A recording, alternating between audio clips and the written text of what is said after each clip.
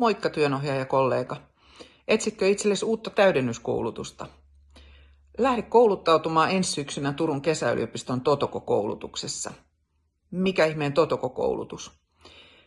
Totoko-koulutuksessa opiskellaan työnohjaajien työnohjaajaksi. Sen lisäksi sulla on mahdollisuus koulutuksen aikana päivittää sun työelämätietoutta tähän päivään, pohdiskella omaa työnohjaaja-identiteettiä ja oppia ja keskustella kollegoiden kanssa. Koulutus koostuu lähiopetuksesta, verkko-opetuksesta, masterclass-webinaareista, jossa toimii ulkopuolisia luennoitsijoita, erilaisista välitehtävistä ja tietenkin myös sitten ohjauksen harjoittelusta, johon sitten koulutuksen aikana saa myös omaa työnohjausta. Kouluttajina toimii Aila Niemelä. Aila on pitkän linjan työnohjauksen osaaja ja työnohjauksesta väitellyt tohtori.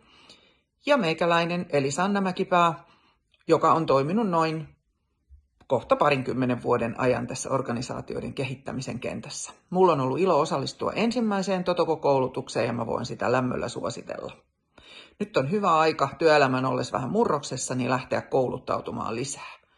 Lisätietoja saat Turun kesäyliopiston sivuilta ja voit myös kysellä Ailalta tai minulta, jos sulla tulee kysymyksiä mieleen. Nähdään koulutuksessa.